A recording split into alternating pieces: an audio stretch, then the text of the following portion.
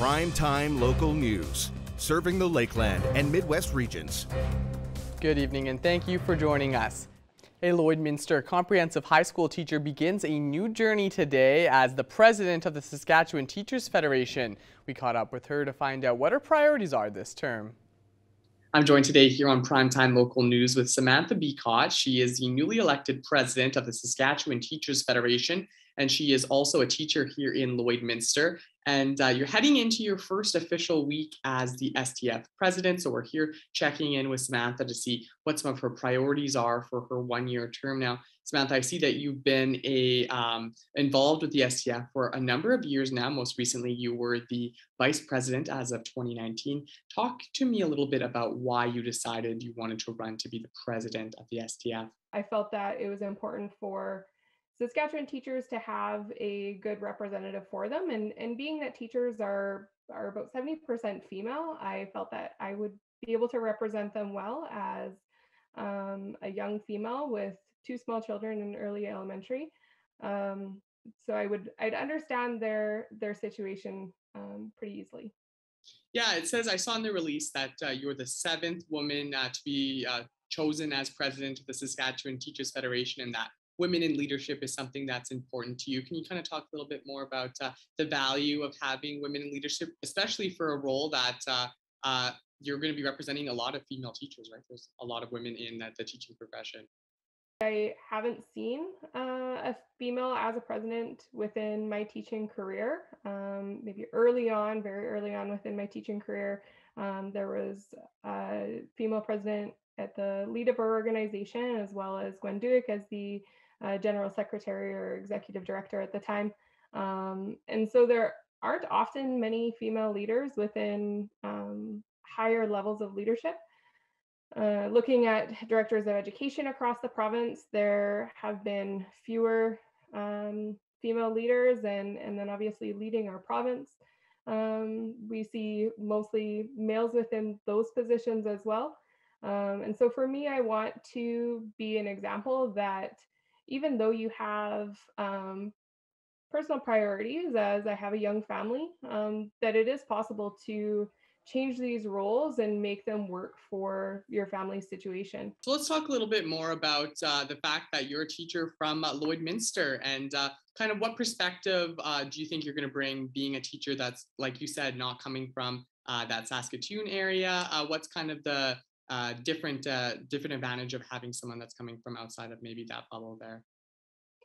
Well, I think that there are unique challenges in a rural setting, and I know Lloydminster isn't really rural, but we have our own very unique challenges with being on the border and having a charter for our education. And so you bring that perspective with you that you may not see in larger cities. Not to say that larger cities don't have their voice included within the conversation as well, but that's typically the one that you hear a lot of the time. For a long time, education funding and some of budget cuts that school districts across Saskatchewan are facing is something that the STF has sounded the alarm on for a while. Can you, John, talk about the importance of that and how big of an issue is it right now in Saskatchewan? Well, we're seeing a lot of divisions being strained within their budgets because of the funding that's been allocated to education right now.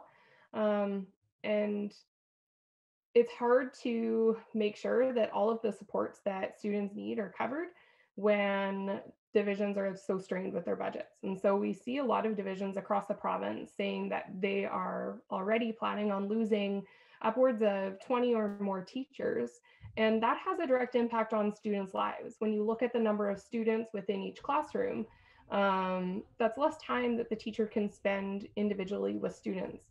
And then on top of that, they're losing some of those specialized supports that they would have had more access to. Maybe it's limited, and maybe they're removing those or that funding for those positions altogether.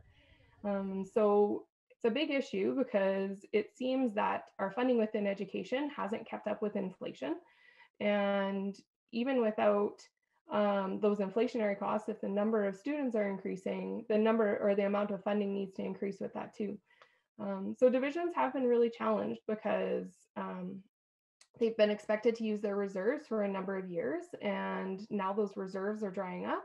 for a lot of school divisions across Saskatchewan. And yet that's still the same line we're hearing from our provincial government, is that school divisions need to use their reserves to fund any shortfalls, but that's just not sustainable when you look at budgeting education. So obviously education funding is something is a priority for you and the Federation. What other things are things that you want to try and work towards or improve during your term this year? Well, funding impacts so many things, right? Like I said, that's going to impact the classroom and the supports that are available, and the workload of teachers, because when those supports are lost, often teachers step in and fill a role that maybe isn't theirs that they need to fill. And so that is a big priority for me. Aside from that, we are kind of ramping up to bargaining that's going to be starting in the spring. And so that's going to be a priority, is ensuring that the Federation has a clear message going forward into the next year, that teachers know who I am and that I'm connected with all the teachers across the province and understanding their unique circumstances, and what they would like to see going into bargaining. Well, the pandemic has caused the Lloydminster Boxing Club to pause their programs and events for youth here in the border city. But now a new summer program is starting up for kids wanting to learn about nutrition, self-defense, and even get involved with some outdoor fun. Here's our Shelby Clark with more on that. Joining us today for Primetime Local News is Austin Burgess with the Lloydminster Boxing Club. Thank you so much for taking the time to be able to speak with us today, Austin. Thanks for having me, Shelby. I appreciate it. Of course, no problem. So we're seeing online, of course, with your Facebook page, you're posting about this boxing summer program for kids. Now, I thought this was really interesting. I wanted to be able to speak with you on this. So can you kind of explain what's all involved in this program? Yeah, for sure. So this program is for ages 6 to 10 years old. It's meant specifically for anybody who wants to get involved with boxing. So we're not so much of a mixed martial arts gym or a kickboxing. We like to compete in the sweet science, and we like to train the sweet science. As far as what the program will go through, is we go through everything from, hey, what's good proteins to eat as a boxer, all the way to playing some fun games. We might have a water gun fight or something along the way. And then on top of that, of course, the biggest thing is just learning self-defense, learning when to use it, when not to use it. And then, of course, possibly get kids into competition as well, as far as amateur competition. Oh, well, that's perfect. I'm really glad to hear that it's able to come back. You know, it's really great to see that positivity spreading throughout the community and some positive things coming, especially for the kids here in the community. So I'm excited to see that. You're seeing some strong support from families and everything already, from starting with signing up for this program. Oh, for sure. We've definitely gotten off to a good start. We have, I believe, 5 new registrants just today alone. So with the spots are filling up fast. However, I try to squeeze in every person that I can, even if that means I have to start a whole new class. So if anybody is interested in joining, I suggest giving us a call, and chances are we'll be able to find something, whether that's in the summer or even in the new year with new year for boxing in September, I guess. Well, definitely sounds like it's going to be some fun stuff for the kids as well. Like you were saying, a little bit of water gun fights, if anything, and also learning that self-defense, which is important. So, you know, just can you tell me personally to you why you believe this is so important to have this program out there for kids, you know, between 6 and 10 that you were saying? Yeah, so as far as boxing goes, I'm one of those coaches who, I'm the same way as most other mixed martial arts coaches. Don't use this sport outside of the gym. Don't use it when you don't need to.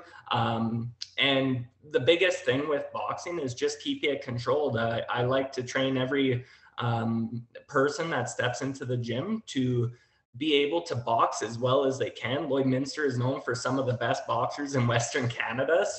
And lots of these boxers start in the kids program. So we have a couple of boxers that have gone all the way to the provincial championships and have placed gold in their weight class that started in our kids class. So not only is that going to be good for the kids' self-esteem and everything like that, but it's also good for getting them into the competition scene, because Canada hasn't seen too many medalists at the Olympics. However, with lots of the Olympians that are coming up, lots of them started when they were 6, 7, 8 years old. And if you look at the major boxing countries like Cuba, like Brazil, they start their kids very young at the age of 6, 7, or 8, some as young as 4. However, in Canada, we believe 6 is the great age to start it at.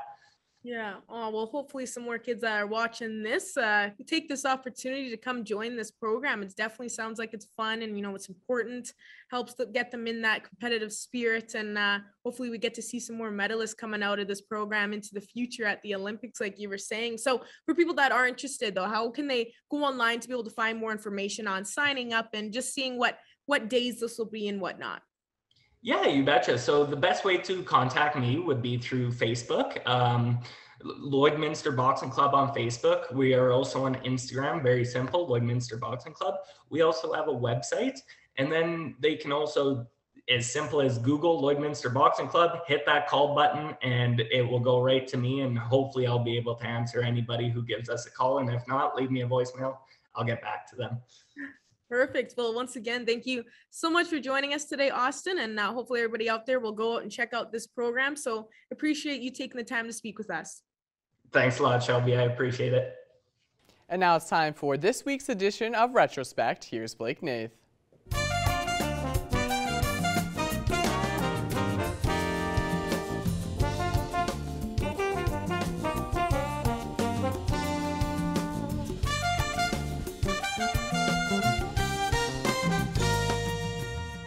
This week in Retrospect. Self-defense and stun guns. Back in '92, we look at the shocking lengths Border City residents go to keep themselves safe. An increase in crime is causing many people to find ways of protecting themselves. One way is through a self-defense course. Local Taekwondo instructor Hai Duk Ma says more people are taking his class because they want to protect themselves from a possible attack. Especially women, they outside street now are getting worse and worse. They're not getting, better. If people want training for a self-defense, it's really pretty good for them to learn how to do it. Yet some people would rather use a weapon for protection instead of learning a self-defense technique. The latest American device is a pocket stun gun, which can leave a person incapacitated for minutes at a time. Yet the device is not legal in Canada. But about 60 of the guns were seized in Calgary a short time ago. A Border City store owner was asked to sell the guns locally, but Elvin Flath says he wouldn't sell them even if the law allowed. After more thought into the situation, it's something I wouldn't want to see sold, and I wouldn't sell them even if they were made legal. Why is that? Well, I wouldn't be very happy if someone used one on me. And shockwaves rumble the Border City in '97 as a workplace incident shakes up the town. It just sounded like a shotgun going off beside your ear. It was just, it was loud, made my ears ring. The explosion erupted in the north bay of the A+ machining shop on 48th Street and 62nd Avenue of the Border City. One man was killed in the blast. RCMP are waiting to notify next of kin before releasing his name. They believe he was working on an oil tanker when it blew up. Right now we're assuming that was the cause. There's extensive damage to the tanker, and this is what we are feeling, what's the cause of the damage. RCMP evacuated a number of nearby businesses throughout the afternoon as emergency crews worked through the rubble. Crowds quickly descended on the scene, worried about loved ones working in the vicinity. Dave Huber was not only in the area, he was working in the south end of the shop when it exploded. It was shortly after 12 o'clock. I was wrapping things up from the job I was working on and just getting ready to go home, and I heard just a loud explosion. And the place went dark and things were falling from the ceiling. I sort of ran for the door to get out of there. Some guys went in with fire extinguishers and stuff, and they came running out as fast as they went in because they're everyone was afraid of another explosion. And that's all for this week in Retrospect. Retrospect this week is brought to you by Webb's Ford. Worth your while to drive the extra mile. Webb's Ford in Vermilion. All right, it's time now to check in with Shelby Clark, who has a first look at your evening weather forecast.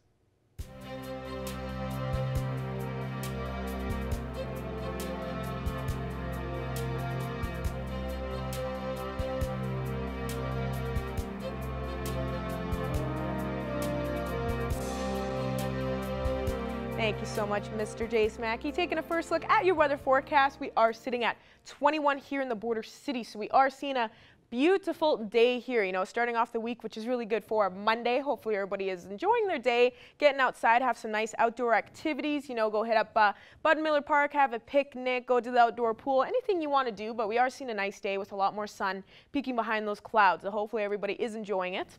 Switching now to temperatures across the region for Alberta and Saskatchewan. On the Alberta side, we are seeing those double-digit temperatures, so we are still seeing some nice warm conditions over on the Alberta side. Vermilion is sitting at 23 degrees. Most spots are just seeing 20 and 21 over on this end.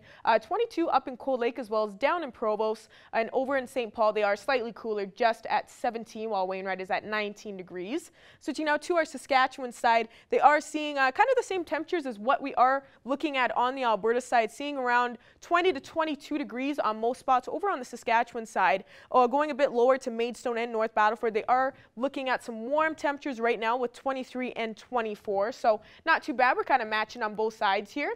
For North Battleford, they are going to be going down to a low of 12 for their evening low temperature, so they will be seeing those double digits, which is great to see, you know, seeing some nice warmer temperatures for our evenings. They will be seeing that cloudier conditions throughout the evening. Then tomorrow they'll be looking at a slightly cooler day at 17 degrees, seeing some precipitation as well. Cold Lake will be seeing 13 for their evening low, so a nice evening low for their temperature, nice and warm. 18 tomorrow, seeing that rainfall, so we're going to be seeing some wet conditions coming up here across the region. And for us in the border city, we're going to be looking at 12 degrees for our evening low. So a nice evening for us tonight. Then tomorrow, unfortunately, we'll be cooling down to 17, seeing a lot more cloudier conditions and seeing that precipitation. So get ready, because we are going to be seeing some more rainfall coming up for here in the border city. And hopefully we won't be seeing it too much later on the week, but unfortunately we actually will be. So we'll be getting some more wet conditions. Hopefully that's working out for all the farmers and their crops across Saskatchewan. Now, looking at a beautiful weather photo submitted to our Facebook page. Anybody that wants to submit some nice weather photos, they can throughout the week. I will use them on my weather segments. This one is from Craig, so thank you for this beautiful shot there. I love seeing the sky, and that's all I got for now. We'll have more coming up after the break.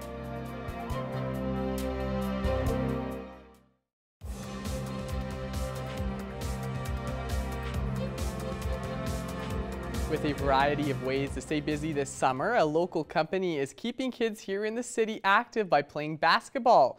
Hoop Factory kicked off their summer camps Monday morning with 19 kids in attendance. The camp is for anyone from kindergarten to grade 12, which includes a mix of skills and games with instruction from local coaches and players. New in this year's camp are half or full days, which is something that can provide some flexibility. Giving both options, it makes it a little easier for the parents to work around their schedule and get the kids here. And it is a long day, you know, when you're doing full-time camps, you're not in grade 7 or 8. It's tough on them, especially just running around. They usually get pretty exhausted by lunch. If you want to register, you can head over to the Hoop Factory's website below for more details. The fourth show on the CPCA Tour took place this weekend at Onion Lake. With a wrap on the weekend's events, here's Thomas Wildman.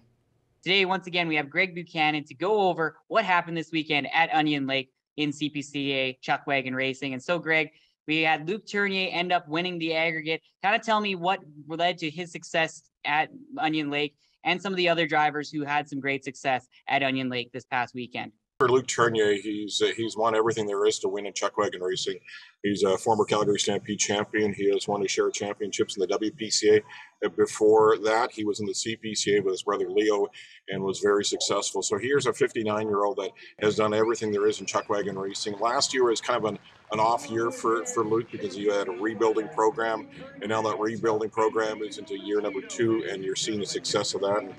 And Luke, you know, shut out the lights in Onion Lake. He wins a day money the opening night, wins a day money on that 4th night before the Dash for Cash, and just being very solid. He has a lot of rookie second-year horses in his outfits, and they're really coming to the forefront right now. And Luke looks very solid heading into well, I don't want to say the second half of the CPCA season, but the next 2 months, look for Luke's name to be challenging for day money every night. And JB Labacane's been a name that has been very close to the top repeatedly over these last few events. Kind of tell me what's been his keys to success so far in the CPCA season. I think more than anything, Jamie's got two real good outfits, and you saw it. Like, you don't have to look too far. You look back to Sunday in Onion Lake, and Jamie's non-point wagon and his point wagon were 1 and 2 for the top times of the night, and not just for the top times of the night. Those two wagons had the fastest times through 5 days of racing at Onion Lake. Unfortunately for Jamie, he knocks down a barrel on Friday night. If not, that was barrels being knocked down, then he's in the dash for cash on Sunday. So Jamie looking very solid. And what you need into the dog days of summer and the CPCA, you need to have two solid outfits. Jamie has definitely that, and he's the defending aggregate champion of the North American Chuck Wagon Championship. And the only way he can succeed at 9 days there is to have two good outfits. So look out for Jamie Labacane. This was one of the first events in the CPCA season this year to have the Dash for Cash. Who ended up winning that Dash for Cash, and kind of what was the thing that we saw that led to that person's success? Dallas Stick, it was a heck of a race. It was Dallas Stick, Preston Faithful, Danny Ranguette, and Luke Tournier. And Preston Faithful came off barrel number 1, barreled very well, got out of the infield, had the lead, and it was 3 across the track. Danny Ranguette in behind. Danny found a little bit of run coming along that rail, coming home, but it was unable to catch up to Preston and Dallas. And really, it was a battle between Preston and Dallas all the way around the track, with Dallas at the end, Dallas Stick that is, pulling away and just edging out Preston Faithful. But one of the most exciting dashes for cashes we have seen in the last number of years, and a great way to cap off 5 days in Onion Lake and kind of get everybody ready now, whether it be the North American Chuck Wagon Championship or the Calgary Stampede, getting ready for the excitement of those marathons. And Dallas is off to the Calgary Stampede, and what a confidence builder it is for the Newberry driver to win that dash and now off to the Rangeland Derby. And that's right. Coming up on July 8th, that's this Friday, we have the North American Chuck Wagon Championships that are taking place here in Lloydminster, as well the Calgary Stampede, an always exciting event. The greatest outdoor show on earth will also be on July 8th. Thanks so much for being with us once again, Greg. Thanks, Thomas, for having me. All right, it's time now to check on in again with Shelby Clark for an extended look at your evening weather forecast.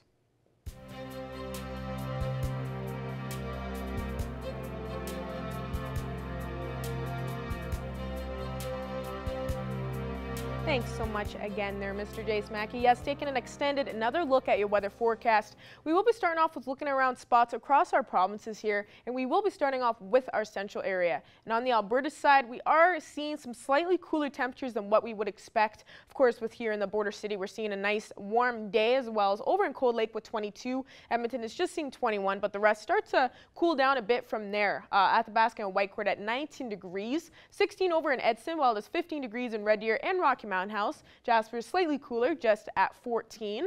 Switching now to our Saskatchewan side to check them out. They are looking a little bit warmer compared to what we are seeing on the Alberta side, especially North Battleford sitting at 24 degrees. 22 in both Saskatoon and Meadow Lake, kind of matching with Cold Lake over there. And Melfort is at 21, and Prince Albert is slightly cooler at 17. Now switching over to our northern zone.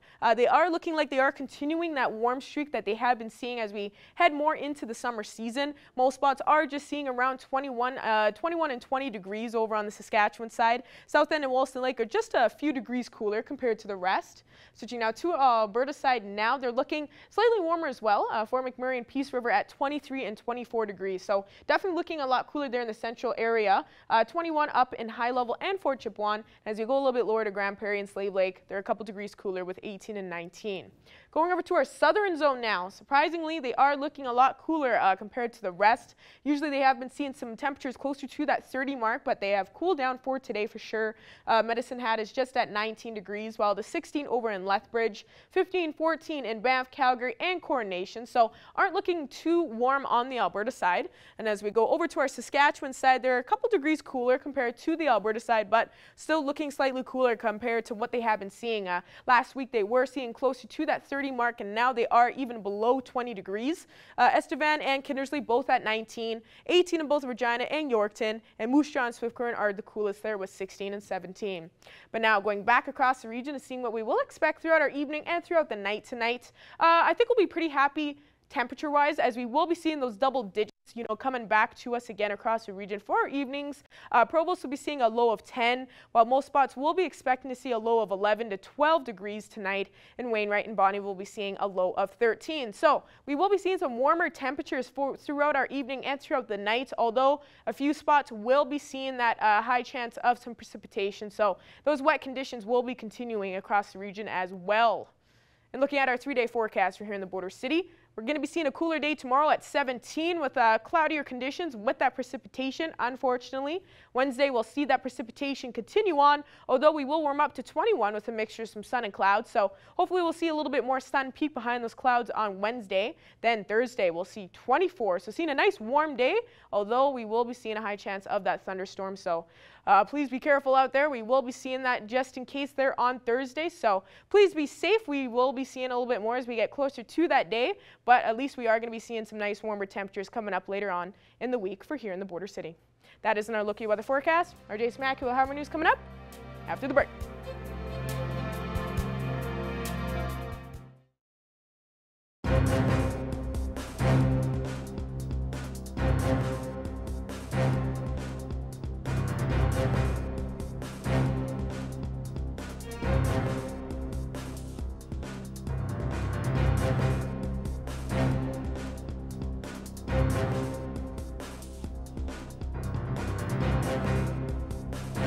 I'm here with SGI Media Relations Manager Tyler McMurtry. Tyler, thanks for joining me. Always great to talk to you, Marcus. So what are the main points of the Stick with Safety initiative? So the idea behind this new public awareness campaign that SGI is launching this month is the concept that a number of small choices can make a big difference when it comes to improving your safety and the safety of others on the road. And so you're going to see this awareness campaign essentially anywhere you would see commercials, online, on TV, and on social media as well. And the idea is, those 4 pillars of road safety. When we talk about the big 4 road safety concerns, it's impaired driving, it's distracted driving, it's not wearing a seatbelt, and it's excessive speeds. And so just keeping those pillars in mind and what you can do to counter that. So, driving without distractions, focusing on the road, finding a safe ride home, buckling up, and obeying those speed limits. Everybody does that, our roads are a lot safer. How do limiting these things help communities be safer? If everybody made those decisions right now, if everybody decided that they were going to never drive impaired, drive without distractions, do up their seatbelts, and obey speed limits, immediately you would see a significant drop in our collisions and the injuries and fatalities that result. Is there a sort of domino effect when drivers start caring more for other drivers? I think that's a really good way of putting it, Marcus. And it's one of those things that when some people get on board with an idea, other people will want to get on board as well, and just kind of creating that momentum. And we've seen it when we're talking about the culture change when it comes to impaired driving in Saskatchewan. It's been historically a problem here, but more and more people are deciding for themselves, I'm not going to get behind the wheel. I'm not going to risk getting behind the wheel after having a few drinks or consuming cannabis. It's not worth the risk. The penalties are too great, and the risks of a collision that might injure or kill myself or somebody else are too great as well. So we've seen that momentum on impaired driving. I think when you're talking about distracted driving, understanding that the penalties have become much more severe in recent years when the cost of the ticket went up in February of 2020. People are increasingly aware of the issue of distracted driving and understanding how significant a traffic safety concern it is, and it's one of the leading causes of collisions and injuries and fatalities. So I think that stigma that goes along with the idea that somebody is driving distracted, I think is increasingly there. So I think you're onto something there when you're talking about that domino effect. So the more people get on board, the safer our roads are going to be. So the initiative was announced in the middle of summer. Is that because more people are out and about moving around in the nice weather? Yeah, very much so. And it's something that we want people to think about. Like, you're going to be out and about, hopefully enjoying the summer weather. And we obviously want everybody to have a great summer. It's been maybe a rough few years in the world, but I think we all deserve, that vacation time, that time with our family, our friends, and our loved ones. And, we want this to be the summer that people remember for all the good things, and not, a summer that somebody was involved in a significant or severe collision that maybe injured or killed somebody. So yeah, absolutely, it is deliberate. We think about like when you think about the summer too. Unfortunately, that typically is a year or time of year, I should say, where the number of fatal collisions rises slightly. It is the August, July, August, and September. Those are the kind of the months where you see the highest numbers of fatal collisions in Saskatchewan typically. So that's another thing to keep in mind. Another reason why these behaviors that we're talking about are so important. Another reason why it's so important to stick with safety. Awesome. Well, thank you so much for joining me and taking the time out of your day to talk. Always happy to talk to you, Marcus. Call anytime.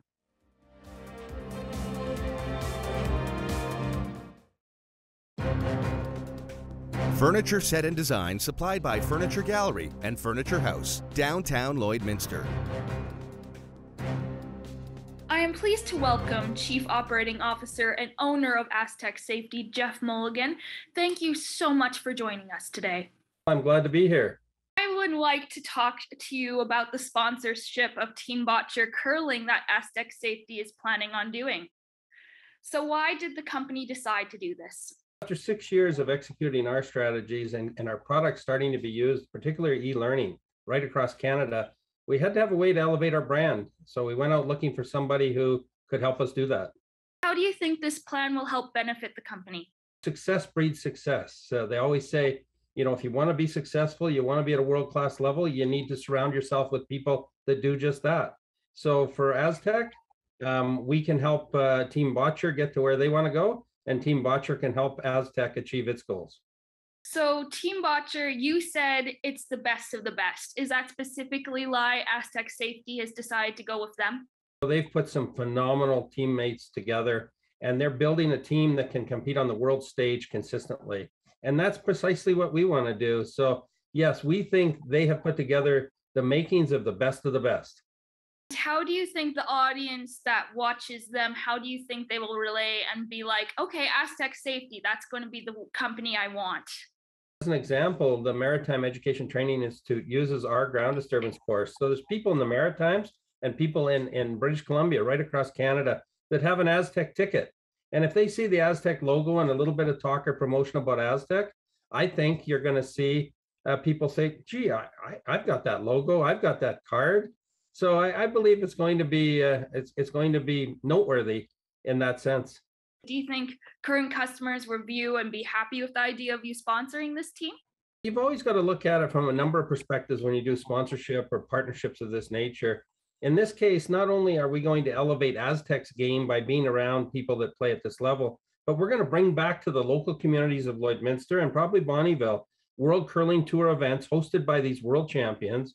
And we're also going to bring back youth curling clinics and hot stoves for the families, where they're going to get exposure to these world-class athletes, these world-class people, and get an opportunity that wouldn't otherwise happen in Lloydminster, quite frankly. The old Wayside Curling Classic was a big hit years ago. We're going to try to resurrect that and bring that back and even add some sheen to it. Is there a current amount of time that AZTEC Safety is planning on sponsoring Team Boccia for? We agreed to a 4-year sponsorship, which will take us to the 2026 Olympic Games. So your logo will be seen in the Olympic Games when Team Boccia competes in 2026 is the plan. Won't be on TV in the Olympic Games because they have pretty severe restrictions in the Olympic Games about what you can and can't wear and what you have to wear for Team Canada. But, they're going to have our clothing, they're going to have our logos on their team jackets and things when they're out and about. And certainly at every bonspiel they play in the World Curling Tour, and to a degree in the Grand Slam events, they'll have our stuff on. And a lot of interviews, a lot of public appearances, a lot of cross promotion we're going to do on video, social media, And they'll, of course, always be wearing AZTEC gear at that point. So is AZTEC Safety an international company? We're locally owned, locally operated in Lloydminster. We have franchise branches with local owners in each of the communities where we have a branch. But our products, our online learning products, are used all over the world, primarily in Canada, but from coast to coast in Canada at a high level and all over North America. What would you want new customers or people being introduced to your product via this sponsorship to know about AZTEC Safety? That they see our brand that's been elevated to a major corporate player status, and that would give them confidence that they could do business with us, they could recommend us, or they could look at us a little closer to see if we might be a fit for their industrial safety needs. Has AZTEC Safety done something similar in the past? This would be the largest corporate sponsorship in our last 6 years, and it definitely is a new target audience for us. We do sponsor, though, three curling leagues at the Lloydminster Curling Club. So we sponsor there, and hopefully all of those people will be really happy that we've stepped up to a bigger sponsorship in the game that they love and the game they promote from the Lloydminster Curling Club. Thank you again so much for talking with me today. We really appreciate it. We hope that what this results in is alternatives for youth to be able to get involved in a sport that they might not otherwise have thought was cool, and an opportunity for us to bring some goodness back to Lloydminster when these world-class people join us for events over the next 4 years. And off, we're taking a quick look at your 7-day forecast here. As I was saying, we will be seeing a couple cooler days coming up here with Tuesday with 17, 21 on Wednesday. Seeing that precipitation, unfortunately. Then we will warm up Thursday, Friday, and Saturday with those 24s and 25s, although we will be seeing those risks of some thunderstorms coming up. So get ready for some storm season coming up here in the border city. And then we will be seeing some nice temperatures for the weekend with 23 on Sunday and seeing that warm pattern continue on into next week on next Monday. I'll be keeping my umbrella handy. Thanks for that, Shelby. And thank you all for joining us for our first hour of Primetime Local News. Stay with us. Our second hour continues next.